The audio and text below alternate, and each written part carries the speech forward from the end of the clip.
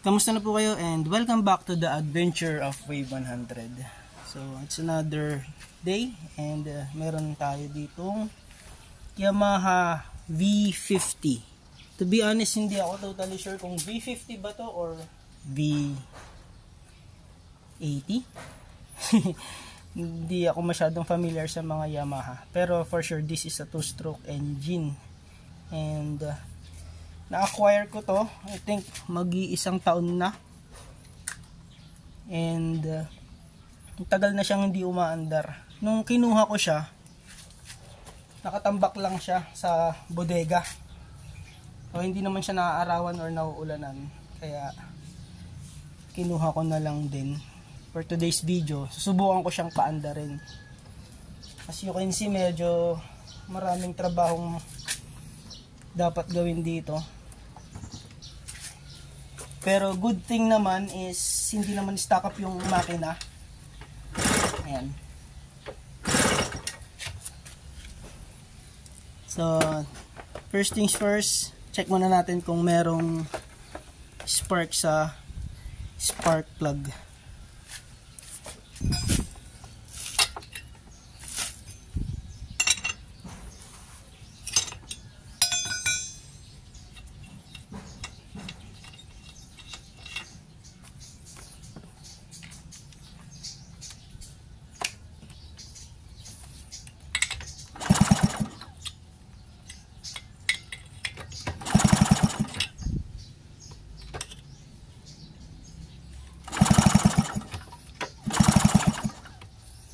So, walang spark yung spark plug. Siguro meron siyang kill switch.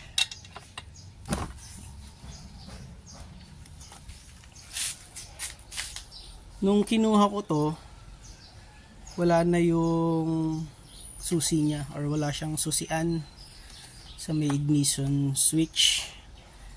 Pero check natin. Meron ditong on-off switch. So, try natin kung dito nga.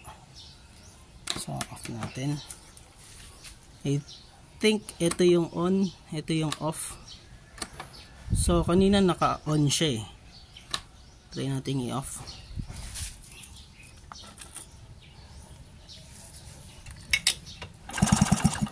Yun, nagkaroon ng kuryente. Ayan. May kuryente siya. Oops, may ground. Yan. Okay. So, I think aandar to. Balik muna natin itong spark plug.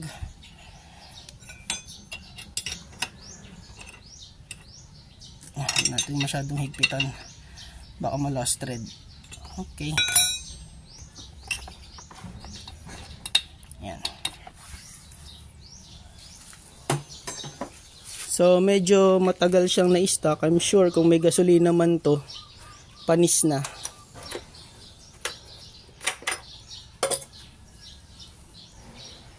Okay, walang gasolina.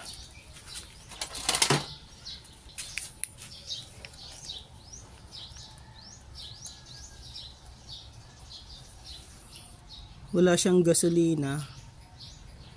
And may nakikita akong konting, actually hindi konti, napakaraming kalawang sa loob, pero usable pa naman, konting linis lang.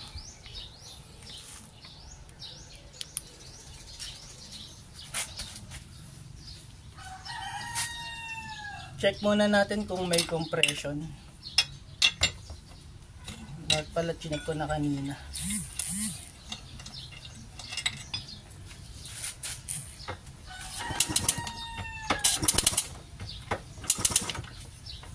May compression naman, medyo malakas.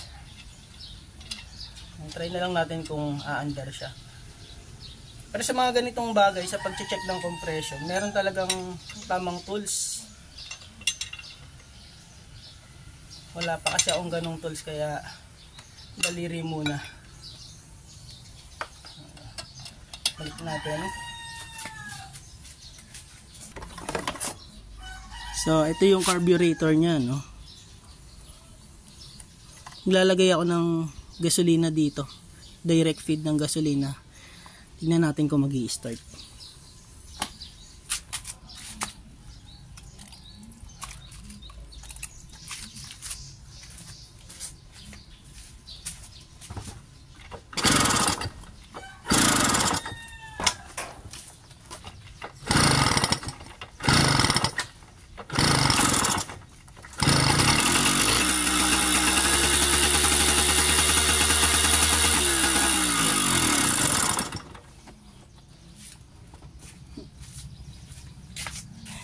Nag-start siya sa under yung makina. But I think kailangan mo nang linisan yung carburetor. Saka itong throttle cable niya hindi nakakabit sa throttle bar or sa may throttle handle. So gawan na lang natin ng paraan mamaya. But first, linisan muna natin yung carburetor. Pero ang galing, umandar na siya, no? After ilang taon. So I think gagana to. Kailangan lang ng linis ng carburetor. Sana okay pa yung carburetor. Okay, tanggalin na natin ang carburetor.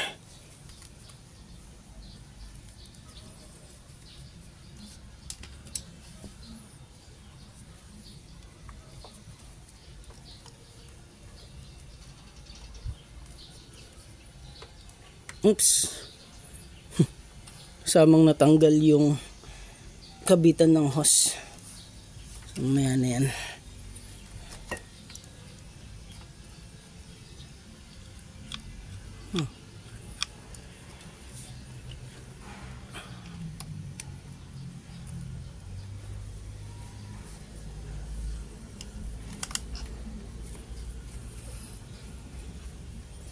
Kahit pa paano hindi naman i-stack up yung mga screw niya.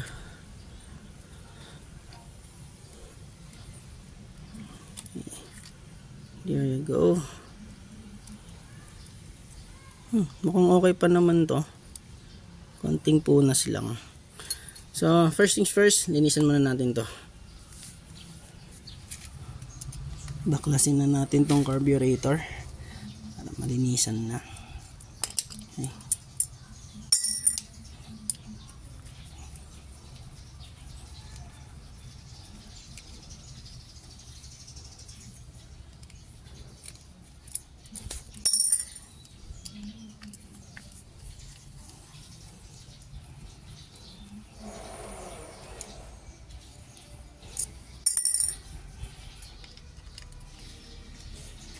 So far okay naman. Kasi nagkaroon na ako ng experience na may mga carburetor na matagal na luma na. Ang hirap tanggalin ng mga tornilyo. Oops. Pwede pa kaya to? So, try muna natin siyang lagay dito. Ayan. Medyo mahirap nang tanggalin yung niya, floater.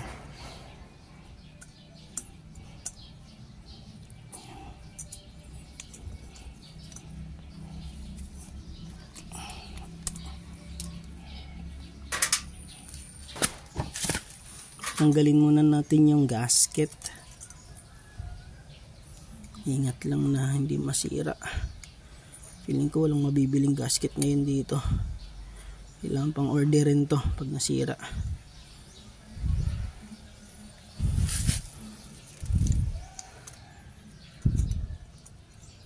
Ayun, tanggal.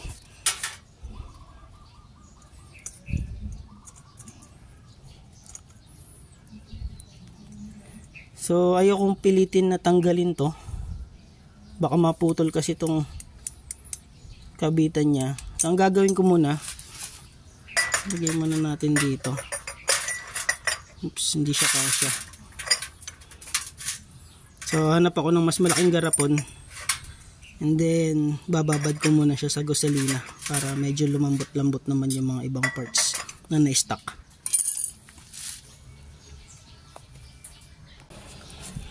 Okay, so nakakita na ako ng mas malaking jar. Good thing talaga tinatabi ko tong mga ganito. clear yung jar para makita natin kung nalilinisan ba talaga siya. Kailangan lang talaga nating palambutin yung mga dumi.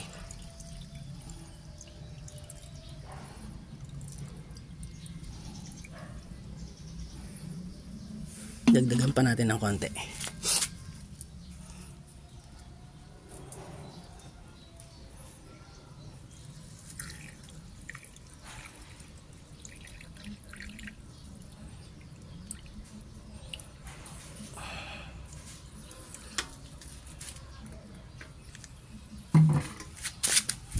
Okay, so ibabad lang muna natin siya ng at least 30 minutes. Ayan, para medyo lumambot-lambot yung mga dumi.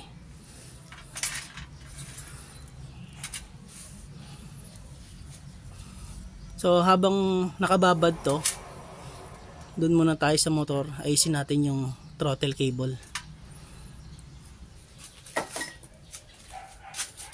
So tanggalin muna natin to para hindi masyadong mabigat. Stock up na din.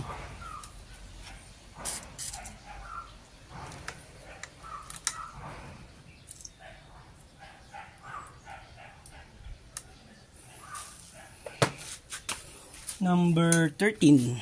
Hindi ako nagkakamali. Okay.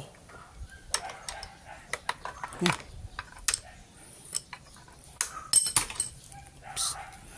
Laglag.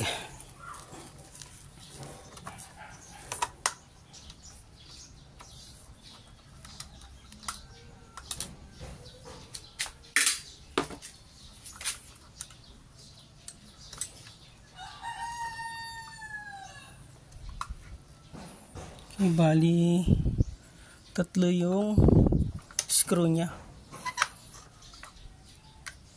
Medyo madumi na rin. May palaman siya pero umiikot pa rin.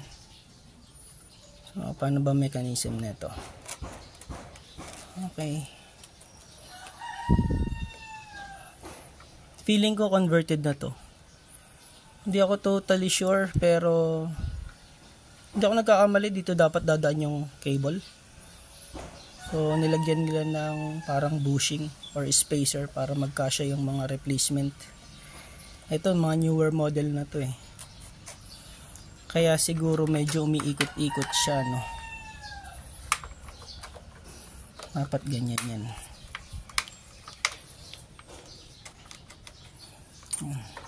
So linisan na lang muna.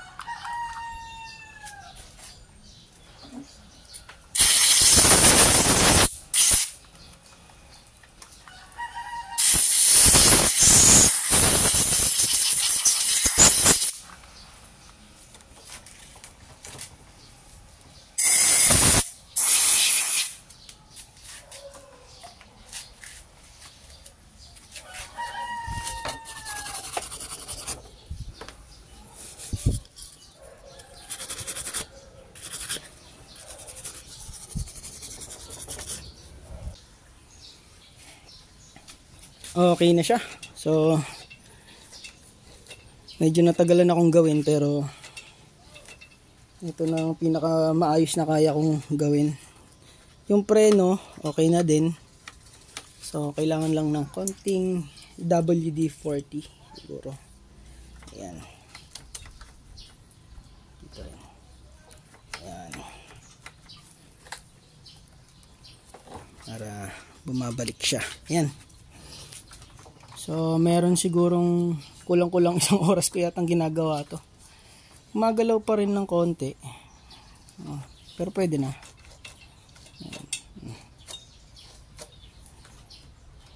So hindi ko muna ibabalik yung side mirror. So check na natin yung nakababad na carburetor. Kulang isang oras din siyang nakababad.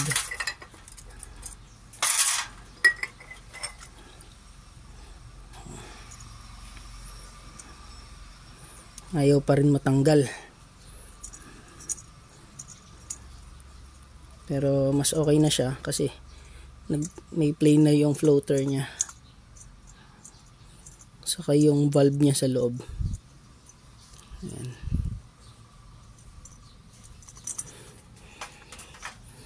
Okay, so balik muna natin to and balik natin tong gasolina, sayang eh, pwede pang panglinis yan.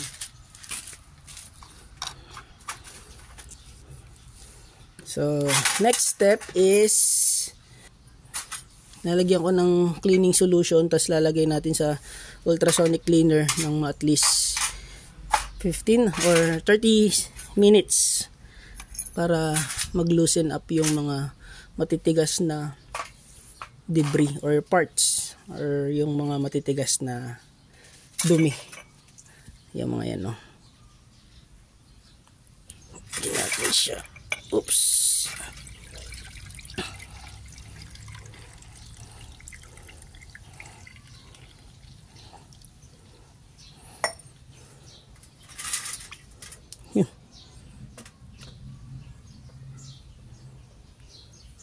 Naglitawan kaagad yung mga dumi. Yan, oh. Ang galing. Yan. Then dito natin ilagay ito. Lagyan natin ng tubig. Yan. And then on na natin. Set natin ng 30 minutes. Okay.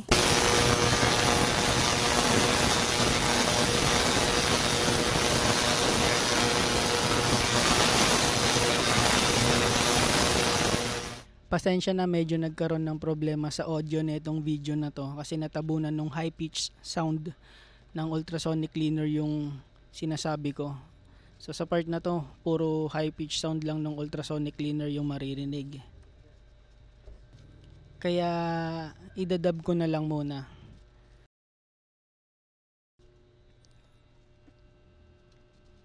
Para makita ko kung may singaw or butas yung gulong, ito yung ginagawa ko.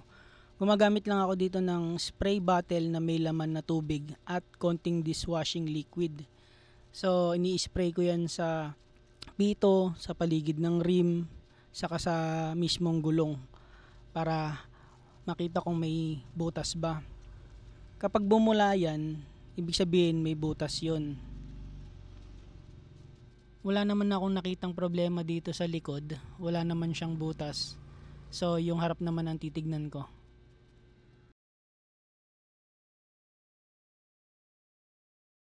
Dito sa harap may konting problema kasi hindi ko makita kung nasan yung pito ng interior. Nawawala siya. So either natanggal na yon or umikot yung interior at naipit dun sa ibang side ng rim yung pito. So gagawin ko dito is tatanggalin ko muna yung buong gulong, tatanggalin ko yung interior para makita ko kung okay pa.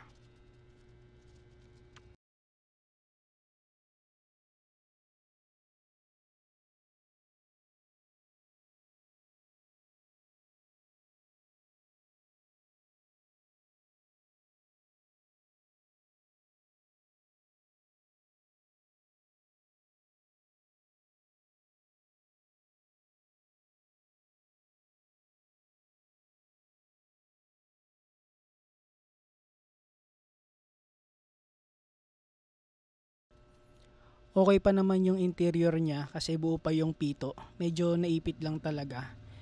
Ngayon, hahanginan ko siya para makita ko kung meron butas yung pito or may konting punit.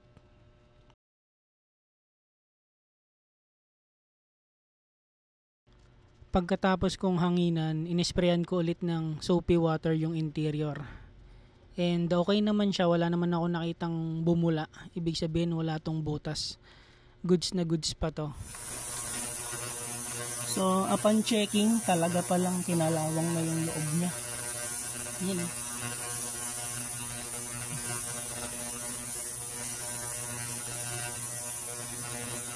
Pero pwede pa naman. So kailangan tanggalin ng botong gulong, linisan ng kaunti ito, and then siguro pipinturahan ko na lang din. Yan yung kalawang niya.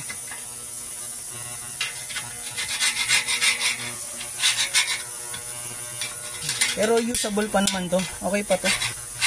Linisan lang ng konti. Steel brushin ko lang.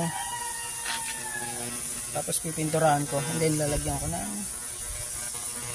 electrical tape. Safety first. Gamit tayo ng face protection. Then steel brush or steel cup.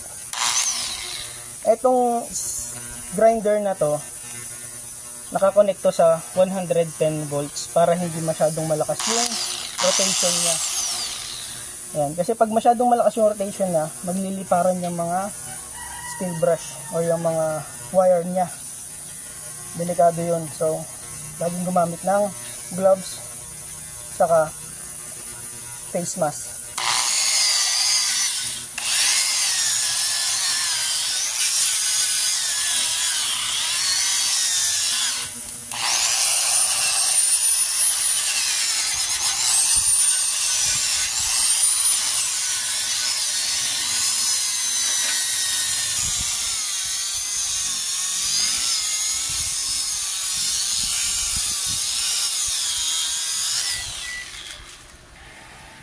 Nakalimutan ko sabihin, pag maglilinis kayo ng makalawang na parts, it's much better or mas kailangan talaga gumamit kayo ng face mask.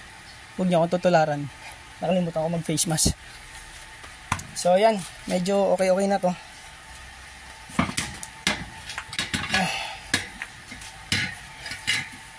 So pintura na lang.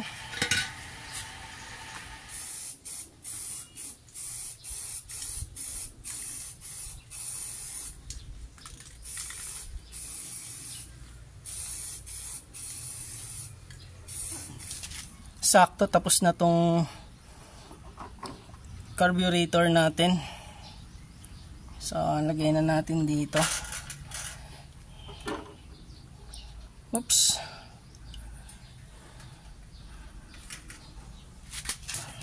Okay.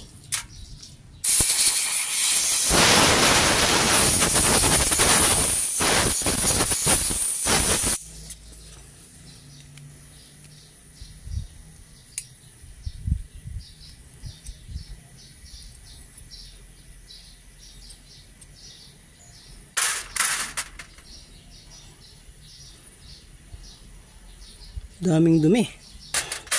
Yung panglinis ko ng mga jettings, ang gamit ko yung brake cable ng mga bisikleta, yung mga China bike. Yung mga strand niya, yung mga wires niya, ayan ang ginagamit ko. Ayan. Para malinis mabuti.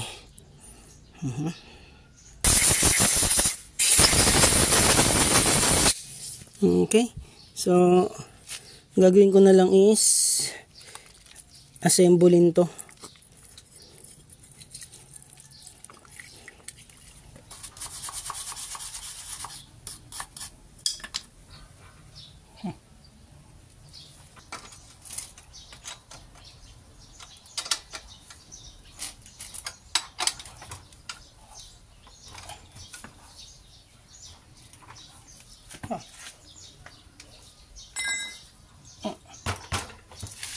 All goods na yung mga gulong, harap likod, merong brake, meron siyang preno, and ang ayusin na lang is yung gas tank.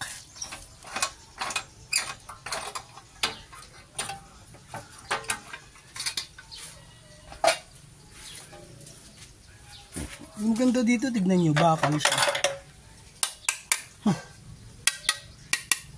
Ang kapal, latang lata. So nung sinilip ko siya, yung dalawang bracket dito, parang ganito lang siya, nakaklam lang siya na ganun. So pag natanggal, I think pag natanggal tong dalawang tornilyo dito, may igaganon natin siya. Try natin.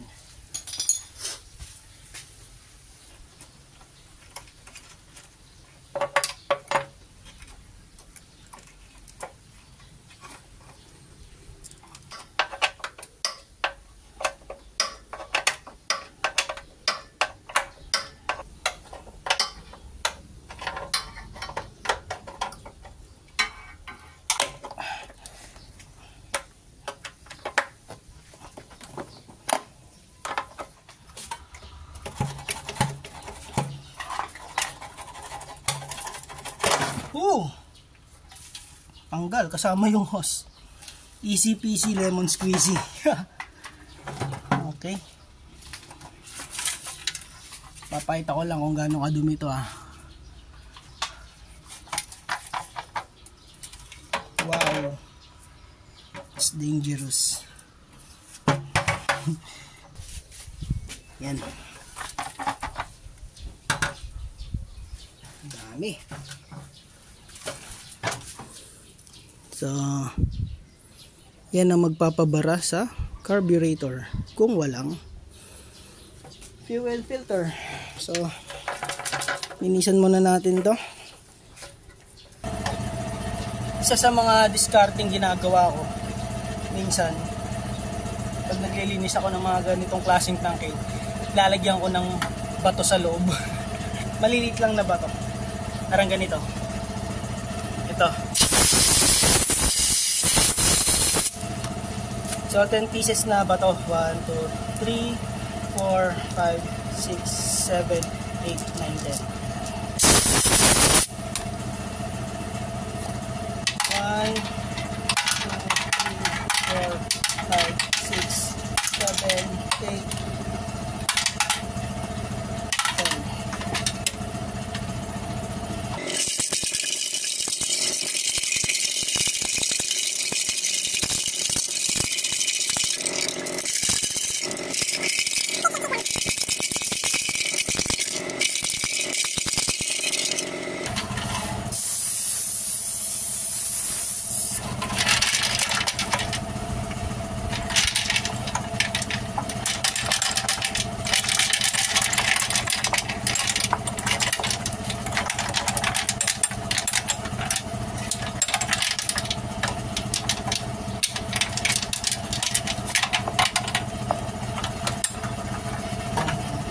Siyempre, bibilangin mo yung bato na nilagay mo sa loob. Ayan. Kung 10 nga ba? 2, 4, 6, 8. Ayan. Ayan o, dami pang natanggal.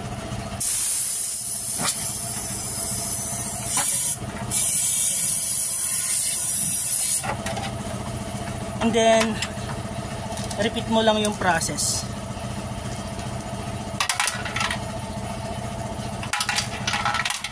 So, ito yung loob nung tangke. Nakita ba? Sorry. Ayan. Yan yung mga kalawang. And, ayan medyo makalawang yung gilid. Ayan. Ito naman sa kabilang side. Ayan. And, ang gagamitin ko dito ay sukang puti. Lagyan natin ng sukang puti.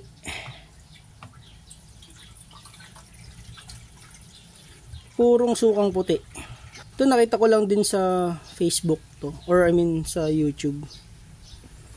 Ayan. Dapat nga sana punong-puno yan Pero try ko lang naman. May konting butas dito. So hindi ko muna may papakita ngayon kasi meron pa siyang vinegar sa loob. May suka pa siya sa loob. So masasayang yung suka pag pinakita ko ngayon. Ayan. Yan ang isa sa mga kailangang ayusin. At may konti pang leak din dun sa may fuel cock.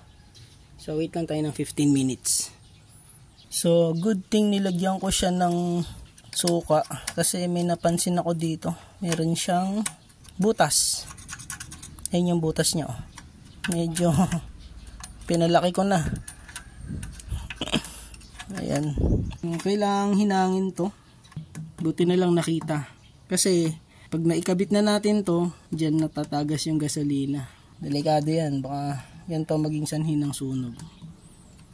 Okay, so meron ng almost 1 hour nung binabad ko siya sa suka. Nung binabad ko sa suka, dinagdagan ko ng tubig, tapos naghintay ako ng at least 30 minutes. Tapos, drainain ko yung suka sa fuel tank.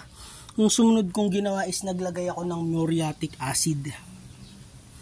Tapos kinalog-kalog ko sa loob. And then, binanlawan ko ng tubig. Ito na yung naging naging kinalabasan niya.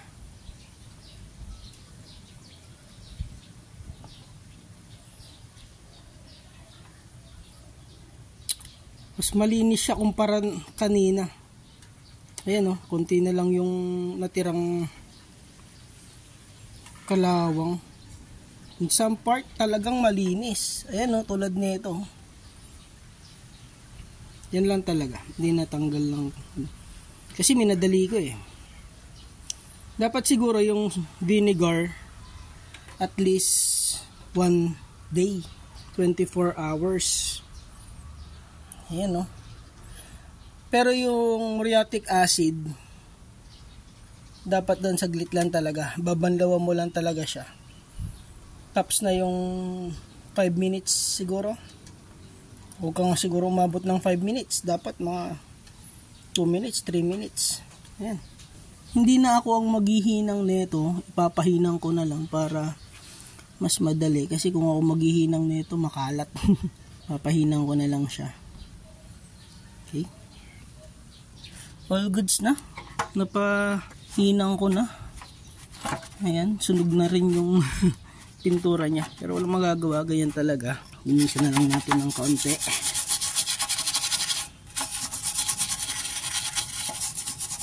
Ayun. So lihain ko na lang ng konti para mawala yung itim. Tapos pinturahan. Pinturado na siya para hindi nakalawangan. So all we have to do is put it back in.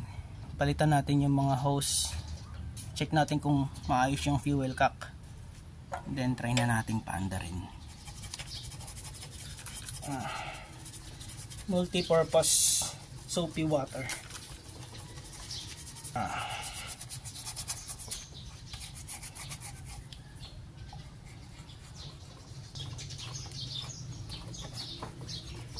Diba? Mas malinis tignan. Nabuksan na lang din naman, di linisin na natin.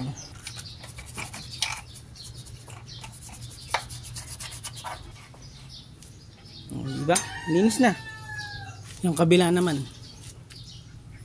Ngayon naman, papalitan natin itong mga fuel hose. Tigas na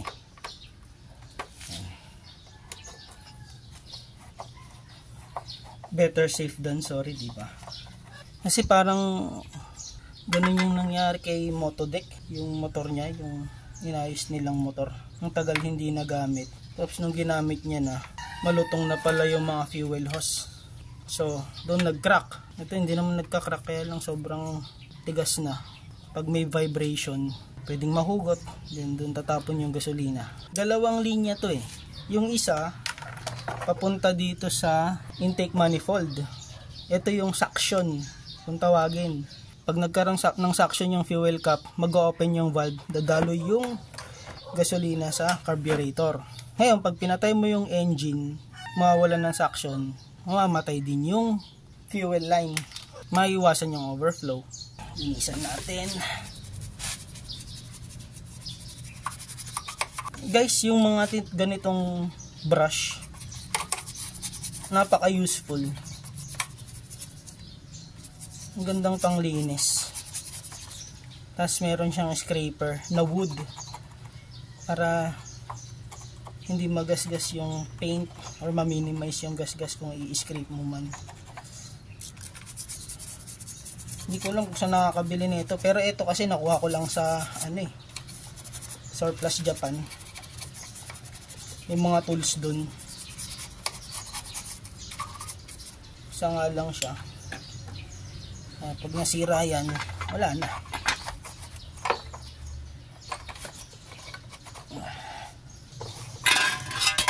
Oops. By the way, bakal din to. Yung mga gawa nung araw, panay bakal, minimal yung plastic. Parang ang plastic lang yung leg shield. Ngayon, puro plastic na. Ang bakal lang yung frame. Kabit man natin yung fuel tank para makita natin kung paano yung position or gaano kahaba yung fuel hose.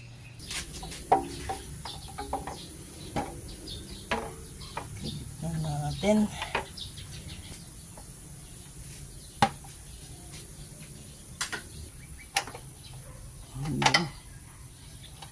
Ang hirap sikwatin.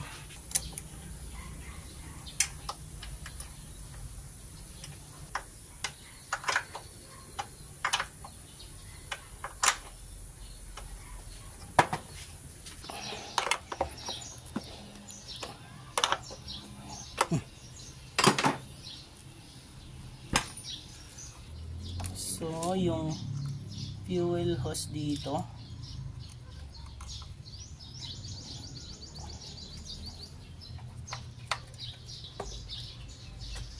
Okay. Saan ba nakalagay ito dati? Dito rin. Okay. Saan na natin ito? And then, ganito. Dito galing yung gasolina papunta dito. So makikita natin kung madumi na yung filter, kung palitin na yung filter.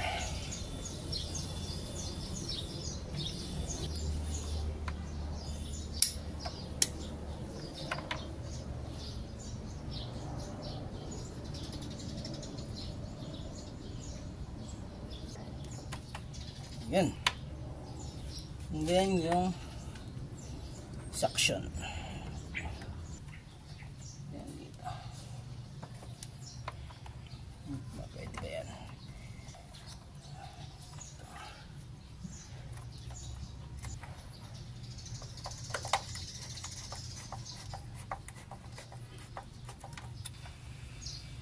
There you go. Bagong fuel hose. Isa kabit na natin to.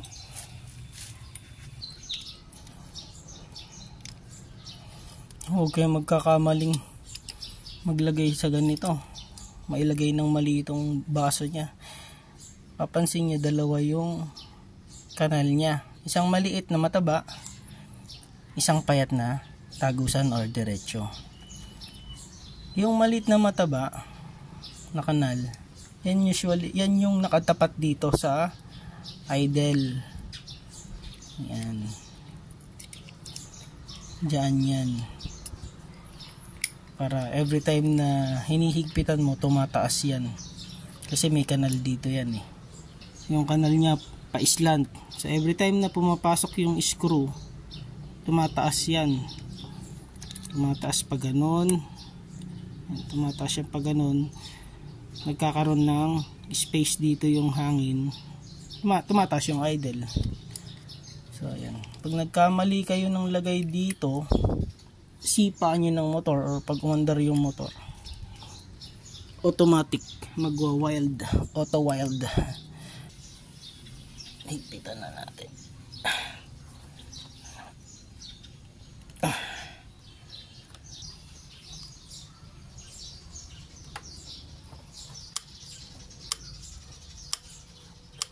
Goods.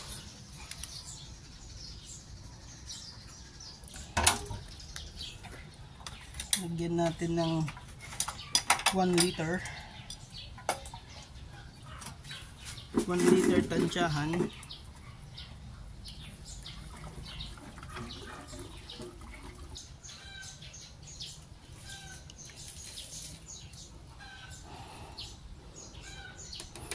Tansyahan na lang yan. Okay, moment of truth. Paandarin na natin. Okay, try ulit natin.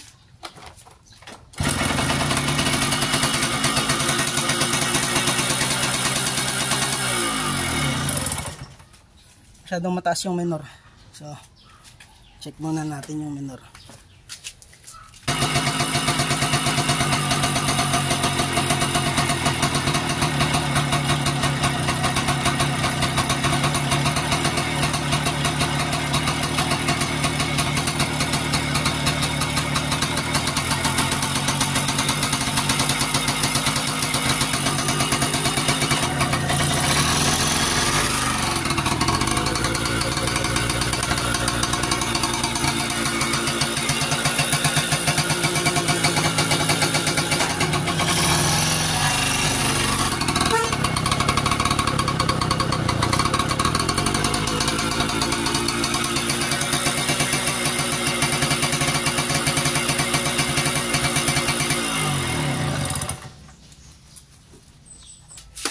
Umandar na siya, no?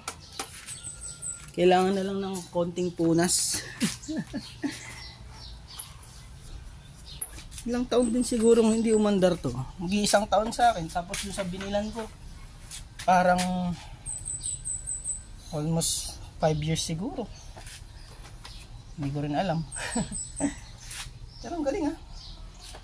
Oh, one more thing. Change oil. Palitan natin yung langis para siguradong safe yung engine.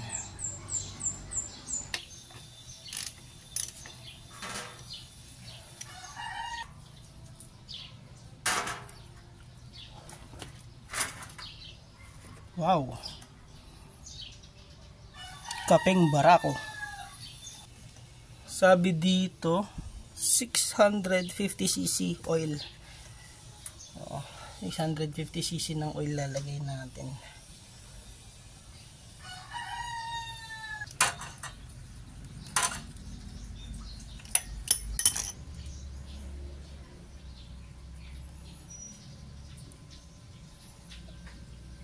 Ang ganda ng kulay ng engine oil, liquid gold. All goods.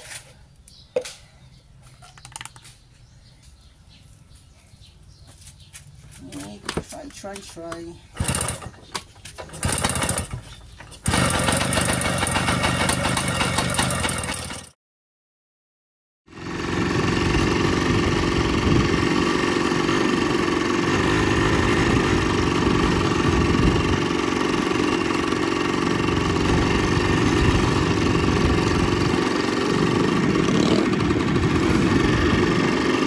Hindi siya matulin pero ang sarap niyang gamitin.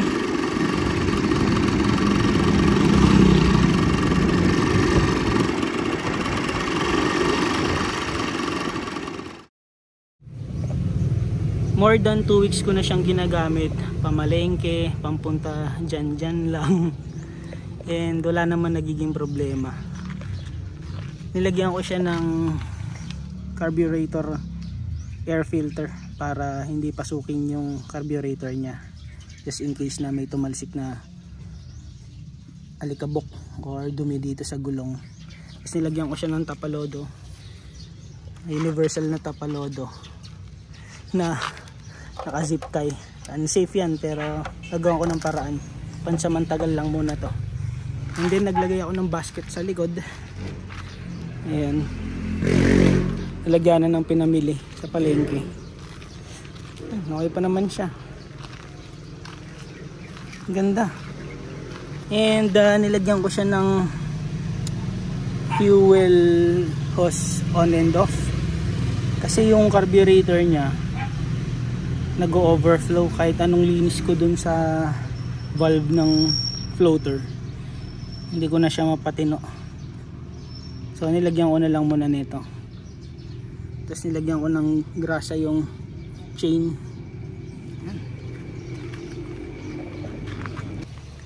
So for now ganito lang muna siya na gamitin ko kasi marami pang nakapilang i-restore ko. Pero pag nagkaroon ng time at nasa akin pa to, definitely i-restore ko rin to. So hanggang dito na lang muna yung video. Thank you so much for watching and hanggang sa muli po.